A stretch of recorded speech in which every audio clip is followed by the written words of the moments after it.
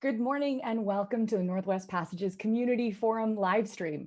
My name is Christy Burns. I produce the Morning Review podcast and help coordinate the Northwest Passages Book Club events and our live stream forums. This morning, I'm happy to introduce the Spokesman-Review's Bureau Chief in Olympia, Jim Camden, having coffee maybe, and talking to our Washington State Senate Minority Leader, Mark Schoesler. Good morning, and good morning, Senator Schoesler. Welcome to Northwest Passages Community Forum. This is not how we usually talk. We usually talk face to face across maybe a table at a press conference or in your office. But welcome to Community Forum and give you a chance to say hi to hopefully some of your constituents, because we do sell a few papers in the 9th Legislative District. Well, thank you very much. I did get my printed edition of the review this morning, so I had it the old-fashioned way. I'll be back to online tomorrow. And it's very different this year, communicating with constituents post-session. Usually we have chamber meetings, Kiwanis, Rotary, community festivals. This year, those have been shut out. So it's been an entirely different interim so far, but yet, in my case, I believe I've been busier with legislative duties this year than in the past, because there is so many things going on and so many questions. I'm sure that's the case, and I'm sorry that you're not going to be able to go to all those county fairs, because what do you have, 8 counties in your district, and that every county has a fair, and that means you're going to miss out on 8 rounds of elephant ears. Well, elephant ears, but whether it's the Interstate Fair in Spokane or whether it's the Garfield County Fair in Pomeroy, our smallest county, it's a huge fabric of our communities. Whether it's our urban friends there for good food and the sites and exhibits, or whether it's country folks with exhibits and rodeos at these events that are really a part of our culture of Eastern Washington. Mm-hmm. So let's talk a little bit about why you've been a little bit busier than most interim sessions this year, because we have the COVID-19 pandemic, and we're on emergency declaration orders. And overall, how do you think that's going? Well, I think the first 30 days went fairly well. The public really understood that we had to take sincere action. What the public has grown tired of is inconsistencies in what's allowed and what isn't allowed, watching parents growingly concerned about their children's education. And of course, we have the highest unemployment now in my lifetime. Mm-hmm. Now, do you think the legislature needs to come back for a special session? Yes, I was slow coming to that conclusion, Jim, but we're sitting on about $2 billion of CARES Act money that can best be appropriated by the elected leaders of the state. And I think we have the public involvement. My counterpart, Majority Leader Billy, myself, we've been through these things. I think electeds make better decisions. Mm-hmm. The other thing that's very, very apparent, we have a budget problem.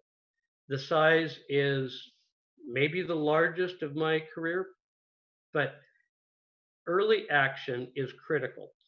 It's my belief that $1 in smart savings in June is equal to $1.50 in January. So why would we wait? Mm-hmm. So when do you think the best time to start that session would be? Well, I think the June 17th revenue forecast is going to tell us a lot. We do know from the economic side of it that we're looking at double-digit unemployment potentially for another 3 years. Sitting back and doing nothing doesn't help. I think at that point we're going to have our caseloads, and we suspect, as most recessions, caseloads go up. So July 1 becomes the new fiscal year. That's when a lot of new spending kicks in. And if we're going to start chipping away at this, sooner is certainly better. Mm-hmm. So do you think before that June 17th revenue forecast, or immediately afterwards? Because you already know that there's a problem. You just don't know how big it is. Well, we know Um, there's a problem, and I think that whether we took the historic action of calling ourselves in, or whether the governor realizes this is serious and picks a date shortly after, it's not if we have a large deficit, it's how large the large deficit is. And waiting is certainly not in the best fiscal interest of the state of Washington. so you already know that the budget outlook is bad. You just don't know how bad, like you said. So where do you start looking for those savings? Okay, the first thing you do is say increases need to go away. Uh, then you look at what programs from the past session have not yet been implemented.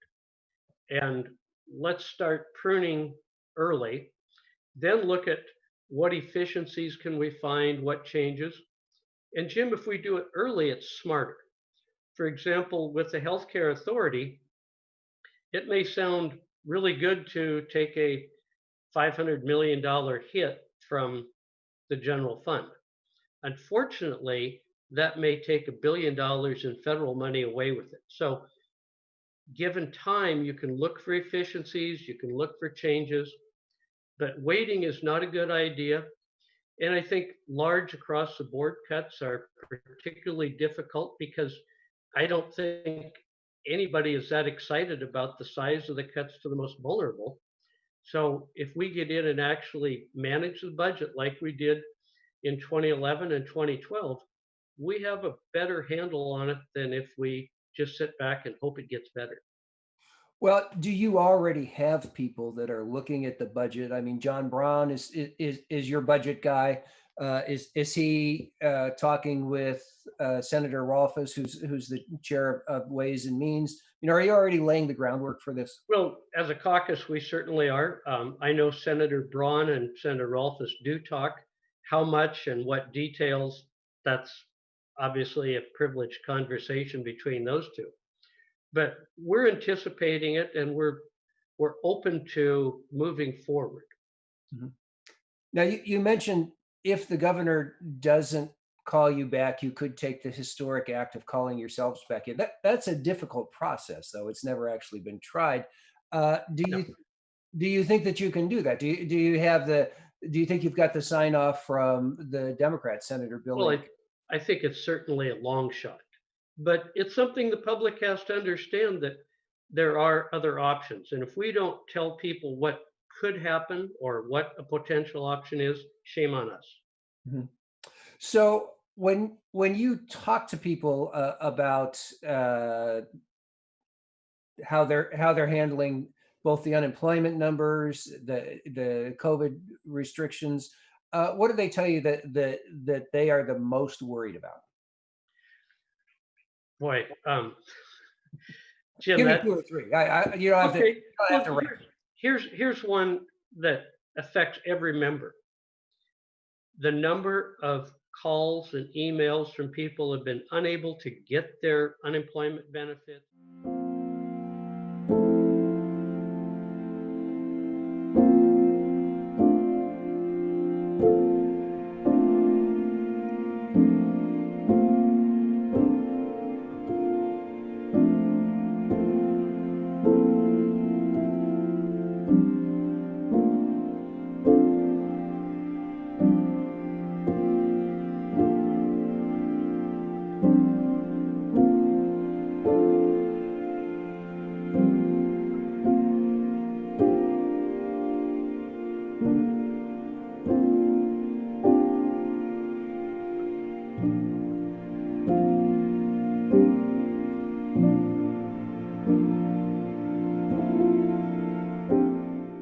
That's going to be a problem when you come back and start looking at this budget. Is education is 51% of the budget, and it's going to be hard to cut very much out of education because of the constitutional requirements, right?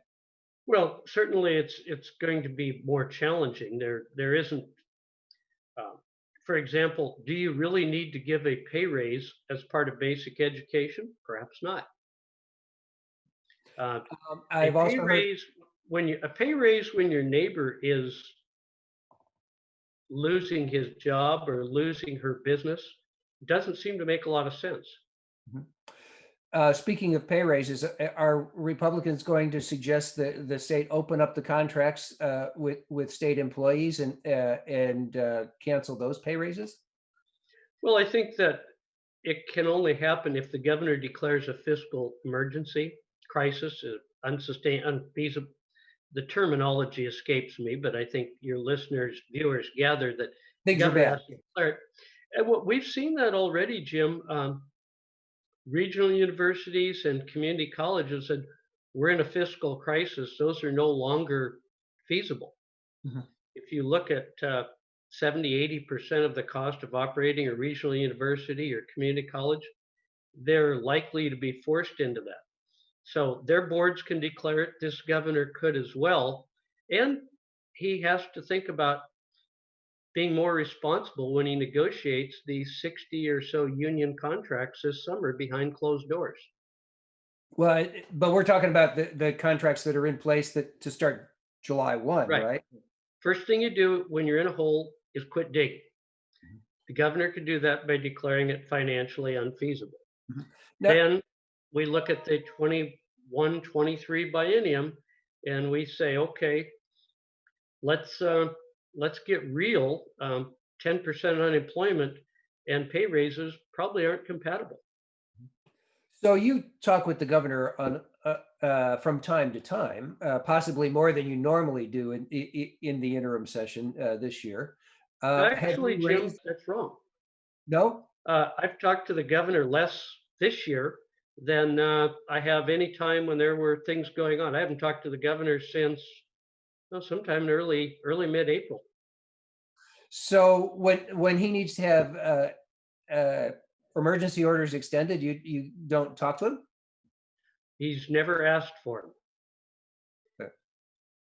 Okay. We've gone through them on a case-by-case basis as a caucus and said some of these make really good sense. In fact, they should be legislation.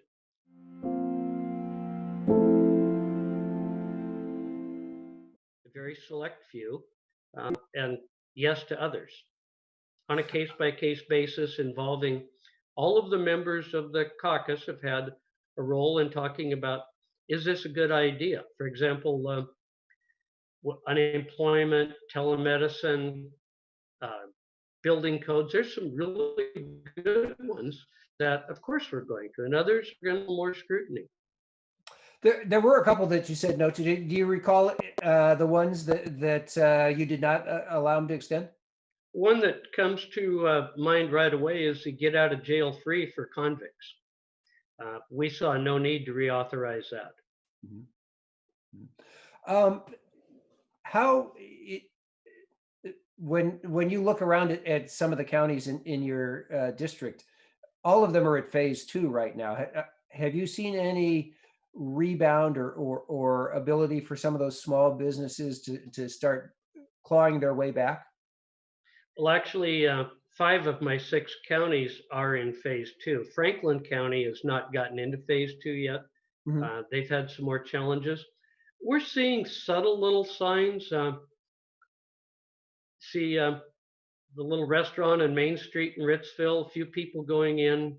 You see Love's Travel Pavilion, there's more people there, but a recovery, certainly not. Mhm. Mhm. How long do you think it's going to take for a recovery?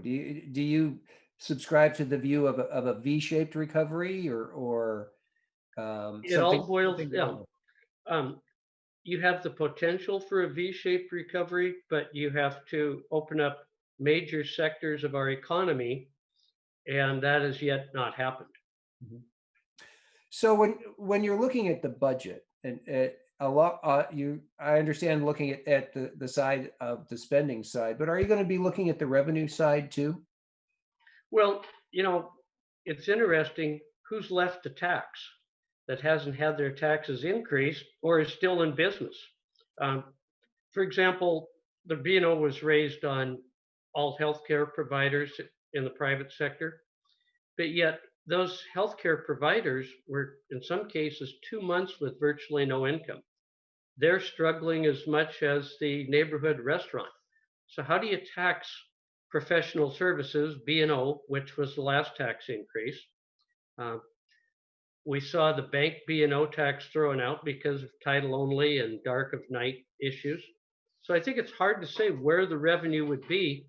And as you might guess, my caucus doesn't share the other caucus's enthusiasm for revenue. Mhm. So right now, that sounds like a hard no on more taxes. Well, let's take a long look before we go down that road. We haven't even looked at the smallest savings has yet to occur. So why would we talk about taxes before there's been any talk about savings, efficiencies? Governor Little over in Idaho did a 1% cut, I think nearly 2 months ago, anticipating that it's going to get bad. We've had suggestions and warnings come down, but really no strong medicine from the executive branch. Mhm. What about the rainy day fund? Is there going to be the votes in your caucus to take some money out of the rainy day fund to help this? Well, if the requirement is still there, due to the way the rainy day fund is structured, if you're in a economic downturn, you don't have to have the supermajority. I Mhm. think to meet the most pressing needs of our state, uh, our caucus would be certainly open to that because realistically, we won't get there without it. But to spend the rainy day fund first before you look for any savings, any efficiencies, that wouldn't be a good course. Mhm. So does the legislature need to make a change to the emergency statutes and put stronger time limits on how long a governor, any governor, can operate under emergency orders? Yes, I think that we do need to do that, make some modifications. There's people out there actually believe that Representative Wilcox or I could end the proclamations by just saying no. Of course, that's not true. And I think the inconsistencies in essential versus non-essential uh, bring that up. And I would ask my colleagues across the aisle, would you like this level of power if it was Governor Rossi? Perhaps you need to consider, you know, we elected Governor Rossi twice. You might not like his view of what an emergency is and what's essential. I don't think we elected Governor Rossi at all. I know that he was ahead, as the Cougars have sometimes been ahead in the fourth quarter and lost, but the second time it wasn't even close, as I recall. Well, that's a debate we can have over an adult beverage together when we finally get through this, Jim. That sounds But I think reasonable. the I point haven't the heard of point any is, place where I could have an adult beverage outside of my kitchen for quite yeah, some time. So I'll take you up on that. yeah. But I think the point is, if it's your guy making the rules, you look the other way, you're a little quieter. If it's the other guy, I think there's interest in taking a closer look at what really can or can't be done, where the oversight is. First 30 days, absolutely. After that, we need to look at it closer. Mhm. Would one of the options be to, after those first 30 days, to automatically call the legislature into special session so that there's no question as to, do you have to get the 2/3 from the Mhm. legislature? Does the governor have to say Well, yes? calling us in really might not be necessary, but giving us an expanded role in what is an emergency or what is the proclamation for. Because when this was first created, if I recall right, we anticipated nuclear war in the Cold War era when you couldn't meet. And we saw Dixie Lee Ray use it during Mount St. Helens in 1980. We saw governors use it during forest fires. The expansion was considered most recently necessary because the Cascadia uprising earthquake that would devastate most of Western Washington, the governor had to have those powers. And I don't think anyone objects to that, but we've had 3 proclamations now, and it's probably time to take a closer look at it. Mhm. Well, I am amazed that in the 60s or 70s, whenever they initially wrote this, that they thought that after a nuclear war, 30 days was going to be enough. But it has been, this may be the first statewide emergency that the statute's ever been applied to, isn't it? I think we need a historian to help us on that one, Jim. Yeah, okay, that's true. I'll have to maybe check with somebody who was around back in the days of Mount St. Helens, because that's the Well, only time that I can think of that it would have been that it would have been a statewide Mount situation. St. Helens, the problems extended from Southwest Washington to Ritzville and Spokane with some serious issues back then. Mhm. Yeah, but I don't think very much ash got dumped on Seattle. So No, they were lucky in that one, but Southwest Washington with the floods, the disasters, Eastern Washington with ash. Uh, mhm. as we celebrated, not celebrate, calling it a celebration was but the 40th anniversary of the eruption, the size of my community nearly doubled with people stranded here. 5, 6 inches of volcanic ash. What do we do with this stuff? Now it's refilled a gravel pit across the road from my house, and there's a home there. So when Mount St. Helens blew, what did it do to your crops? It was sort of interesting. The wheat crop was generally better than average. It also benefited from some great rains following that. It was also the most expensive crop to harvest to that point because the wear on motors and moving parts was so extreme. Some people lost their entire first cutting of alfalfa, so it was a real mixed bag. Hmm. Well, then I guess saying celebrating it isn't quite the right word for the No, 40th. I wouldn't want to go there. Commemorating is. Did Ritzville have a ash party back last month? We were under lockdown yet, Jim. Oh well, that made it harder. Yeah. Yeah, it's kind of hard to have a remembrance of any kind when we're all supposed to stay home and stay safe. Mhm. Well, and how are things? How are the wheat fields looking right now? I think we have the potential for a average, maybe a little better than average crop here. We had an incredible amount of rain for this area in the second half of May. If you look officially in Spokane, Spokane is ahead of normal year to date, and for pretty much every crop, that's good news. Mhm. Good, good. Well, Senator Mark Schoesler, I appreciate you taking time with me this morning and being in on Community Forum.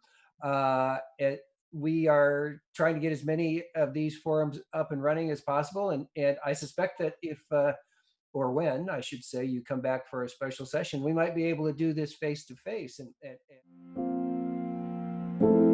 uh, Look forward to that, Jim. Yeah, no, okay. that would be fantastic to actually get you both in the same room and try and do something like this would be wonderful. Thank you very much for speaking to us today. This video will actually be added to our online archive so everyone can access it afterwards if they weren't having their coffee and joining you now. We don't charge a ticket for this or ticket price. It's all for free. If you feel compelled to give us a donation, we would ask that you would give it to the Community Journalism and Civic Engagement Fund via Innovia. We're adapting to new ways of doing business and bringing you facts and information that matter, like this. Thank you again for making us a part of your morning, Jim and Mark. Thank you both.